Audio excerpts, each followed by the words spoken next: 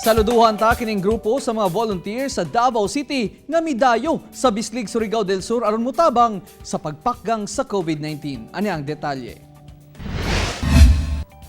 Dala ang ilang fire truck, gipang disinfect sa grupo sa mga Davaoenyong fire and rescue volunteer ang mga lugar nga sagad ginaadto sa mga tao.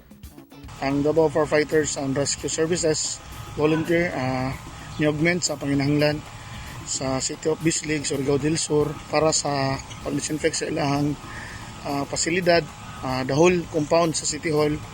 Dako kuno gikatabang ibuhat sa mong grupo sa lugar aron mapugnan ang pagkuyanap sa COVID-19. Sa panahon karon, dili kuno importante kung asa nakabase ang volunteer group. Responsibilidad kuno sa tanan karon nga mawala ang COVID-19 pinaagi sa pagtinabangay. Ang dami mutabang 24/7. Daghang salamat sa pagsalig sa Davao Firefighters and Rescue Services Incorporated Fire Volunteers. Ako, si Real Soroche para sa One Mindanao.